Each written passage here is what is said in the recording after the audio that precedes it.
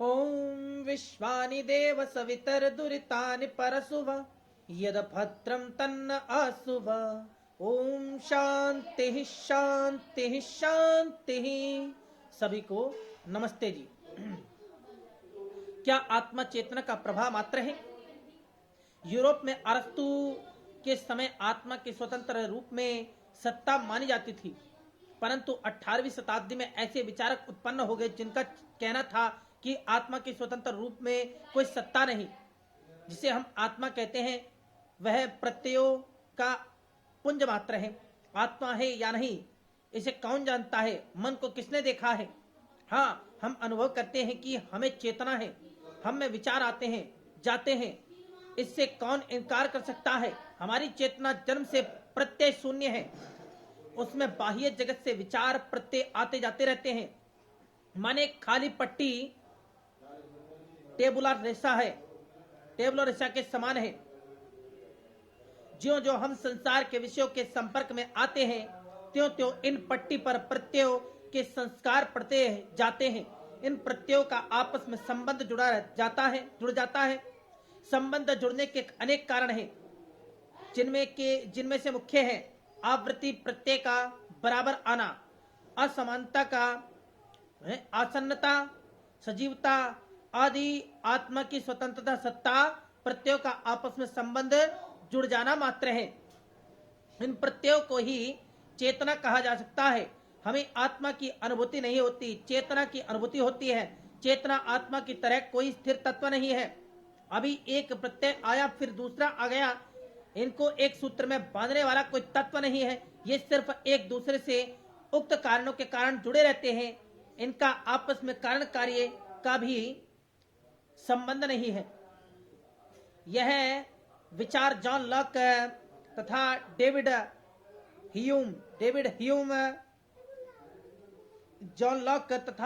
Hume ने से बहुत पहले बौद्ध धर्म में महात्मा बुद्ध ने भी आत्मा के विषय में इसी विचार का प्रतिपादन किया था।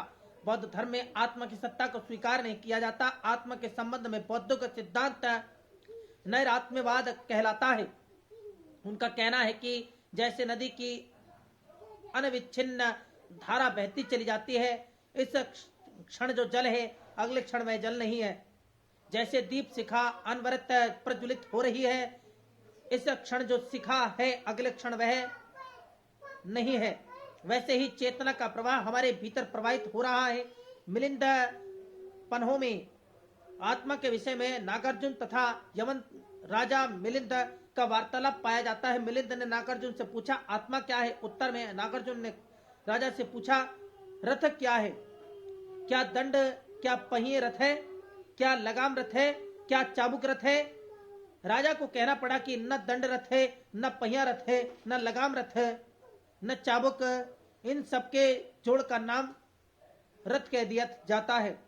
नागसेन ने कहा, यही बात आत्मा के विषय में समझो। लॉक तथा ह्यूम का कहना था कि आत्मा के स्वतंत्र सत्ता नहीं, विचार प्रत्यय की ही सत्ता है। प्रत्यय चेतना का ही दूसरा नाम है। इसी तरह नागार्जुन का कथन है कि आत्मा की सत्ता नहीं, चेतना के भिन्न भिन्न अंगों की सत्ता है। चेतना के भिन्न भिन्न अंगों को बौद्ध दर्शन में रूप, वेदना, संज्ञा, संस्कार तथा विज्ञान इन 5 अवयवों में बांटा गया है। इनका पारिभाषिक नाम स्कंद है, इसलिए पंच स्कंद को ही आत्मा कह दिया जाता है।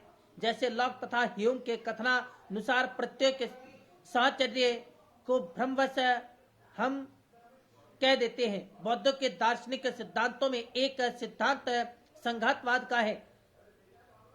अभी हमने जिन पंचस्कंदों का उल्लेख किया वह संघातवाद का यही उदाहरण है। संघात अर्थात जोड़पुंज। बौद्धों की दृष्टि में आत्मा के स्वतंत्र रूप में कोई सत्ता नहीं है। 5 स्कंदों के संघात को पुंज को जोड़ को ही आत्मा कह देते हैं। जैसा ऊपर कहा गया है, स्कंदों के संघात के 5 स्कंद है, रूप, वेदना, संज्ञा, संस्कार तथा विज्ञान। रूप क्या है? जो वस्तु दिखती हो, पकड़ में आती हो, भारी हो, जगह घेरती हो, वह रूप है। पृथ्वी, अब तेज, वायु ये रूपात्मक है। इनसे बना शरीर भी रूपात्मक है। 5 स्कंदों का यह पहला स्कंद है। रूप स्कंद के अलावा जो वस्तु दिखती नहीं, पकड़ में नहीं आती, जिसका भार नहीं, जो जगह नहीं घेरती वह नाम कहलाती है। वेदना, संज्ञा, संस्कार, विज्ञान, ये 4 स्कंद नाम में आ जाते हैं। बौद्धों का कहना है कि इस प्रकार रूप और नाम के संघात को आत्मा कह देते हैं। संक्षेप में आत्मा की स्वतंत्र तौर पर अपनी कोई सत्ता नहीं है। रूप का उल्लेख हमने ऊपर किया है। नाम में वेदना, संज्ञा, संस्कार तथा विज्ञान, ये रूपात्मक अरूपात्मक मानसिक वृत्तियां आ जाती हैं। रूपात्मक इसलिए क्योंकि इनका रूप नहीं है। वेदना क्या है? रूपात्मक वस्तु से किसी को सुख होता है, किसी को दुख होता है। रूपात्मक वस्तु के प्रति इस प्रकार का अनुभव हो वेदना कहलाती है। वेदना का स्वयं कोई रूप नहीं है, इसलिए यह रूपात्मक है, अरूपात्मक है। संज्ञा क्या है? रूपात्मक वस्तु का प्रत्यय अनुभव करने पर जो प्रतीति होती है वह संज्ञा है। संज्ञा का स्वयं कोई रूप नहीं है। संस्कार क्या है? वेदना या संज्ञा का स्मृति में अंकित हो जाना संस्कार कहलाता है। विज्ञान क्या है? हमारे भीतर जो चैतन्य गुण है वह विज्ञान है। वस्तु का सविकल्प तथा सगुण प्रत्यक्ष संज्ञा कहलाती है। निर्विकल्प तथा निर्गुण प्रत्यक्ष विज्ञान कहलाता है। बौद्धों के संघातवाद के अनुसार आत्मा के स्वतंत्र रूप में कोई सत्ता नहीं है। उक्त 5 स्कंदों के जोड़ को ही आत्मा का नाम दे दिया जाता है। जोड़ने वाली कोई सत्ता, जैसे मनकों में सूत्र, ऐसी आत्मा नाम की कोई सत्ता नहीं है। इसी को नैरात्म्यवाद कहते हैं। बौद्ध दार्शनिक स्कंदों के पुंज की और पाश्चात्य दार्शनिक प्रत्ययों के पुंज की पृथक पृथक सत्ता मानते हैं। आत्मा को मानने की आवश्यकता नहीं समझते। ये स्कंद ही चेतना के रूप हैं। परंतु क्या आत्मा की स्वतंत्र सत्ता नहीं है? क्या चेतना का ही नदी की धार की तरह, दीप शिखा के ज्वलन की तरह, प्रत्ययों के सहचार की तरह प्रवाह बह रहा है, जिनके जोड़ को पुंज को ही ब्रह्मवश हम आत्मा का नाम दे देते हैं? या आत्मा की स्वतंत्र सत्ता है और जिन्हें हम स्कंद कहते हैं, प्रत्यय कहते हैं, वे स्वतंत्र नहीं है, वे आत्मा के गुण हैं। डेकार्ट 1596-1650 का हम पहले भी उल्लेख करा है। उनका कहना है कि मान भी ले कि आत्मा नहीं है तो भी यह तो मानना पड़ता है कि मैं संदेह करता हूं कि आत्मा है या नहीं। अगर यह मान लिया जाए कि मैं संदेह करता हूं तो विवश होकर यह मानना पड़ेगा कि मैं विचार करता हूं। जो विचार करेगा वही तो संदेह कर सकेगा कि मैं हूं या नहीं हूं। अगर मैं विचार करता हूं तो यह निश्चित हो गया कि मैं हूं।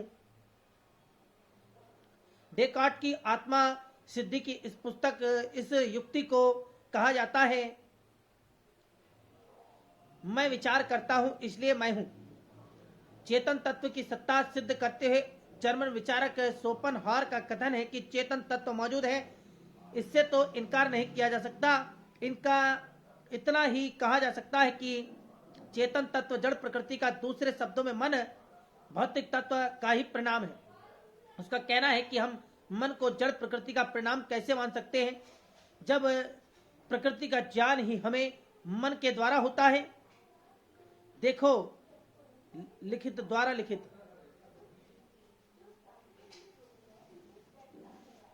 337 पृष्ठ 337 में आत्मा के विषय में शंकराचार्य की विचारधारा का उल्लेख करते हुए श्री बलदेव उपाध्याय अपने ग्रंथ भारतीय दर्शन पृष्ठ 348 में लिखते हैं, वर्तमान को इस समय में जानता हूं, अतीत को मैंने जाना, अनागत को मैं जानूंगा।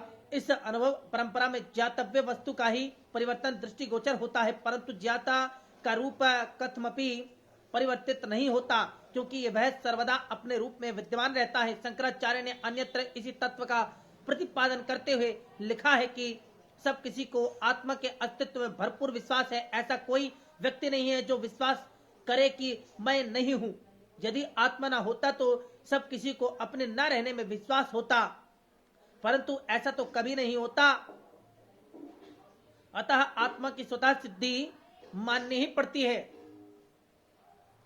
आत्मा शब्द का अर्थ ही यह है, आत्मानम जानातीति आत्मा, अर्थात जिसे अपने आप की प्रतीति हो वह आत्मा है। ये डेकार्ट के उक्त कहने के समान है कि क्योंकि मैं सोचता हूं इसलिए मैं हूं। बृहद आरण्य का अध्याय 2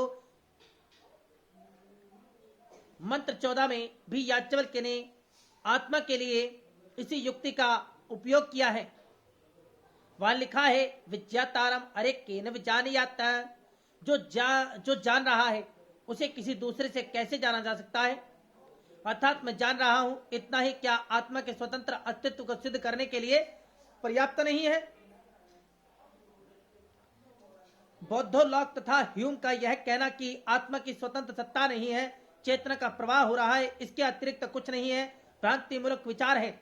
मैं का सूत्र चेतना के सब अनुभवों में मौजूद रहता है। बचपन में जो मैं था, युवावस्था में जो मैं था, वृद्धावस्था में जो मैं रहूंगा, ये सब मैं अगर प्रत्यय मात्र है, अगर नदी के जल के प्रवाह मात्र है, अगर दीप शिखा की क्षण क्षण बदल रही ज्वाला मात्र है, तो बाल्यावस्था, युवावस्था, वृद्धावस्था एक ही व्यक्ति की कैसे हो सकती है।